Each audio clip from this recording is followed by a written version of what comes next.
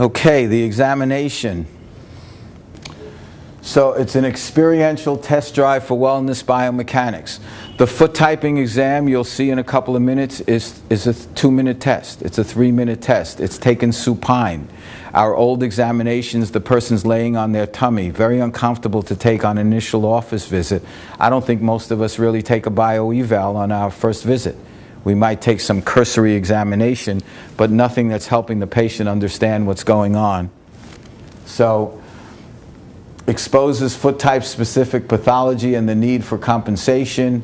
It confirms the pathology, reverses foot and postural compensation immediately as a test drive to the patient, and it corrects the pathology of gait.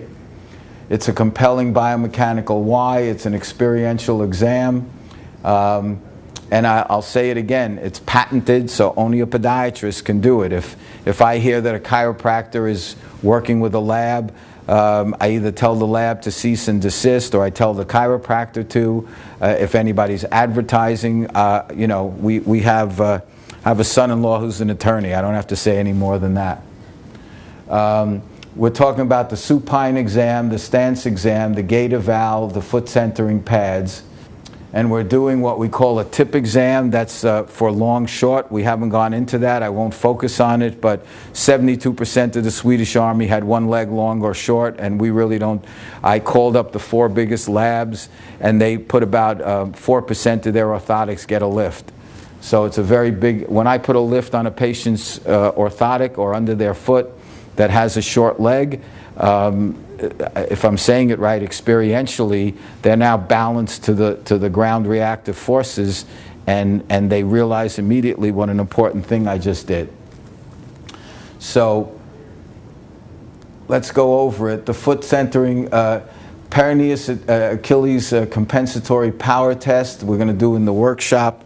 The FIJA test we're going to do in the workshop. So I look at when the patient's standing, so I've done a functional foot typing. I now know their foot type. I now know they're rigid flexible. I now know that they are short left. And again, we'll see that in the demonstration. So now I look at patella position, whether the patella is either external, internal, or central to the knee when they're standing. I look at ankle position. I look at the rear foot position and the forefoot position. I do the great toe stiffness test, where basically they're standing and I'm pulling up under the great toe and seeing how much dorsiflexion I get. I'm sure you're all familiar with the test, right?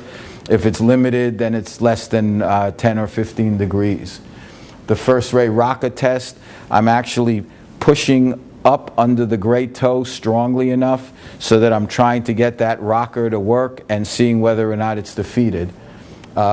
Compensatory threshold testing, they're standing on the ground and I'm asking them to lift up their big toe without moving their lesser toes. Because if they're moving their lesser toes, they've compensated. In other words, they've stopped using the great toe and they're using the extensor digitorum longus instead. And then I retest after the pads, and I think you'll get the gist of it with time.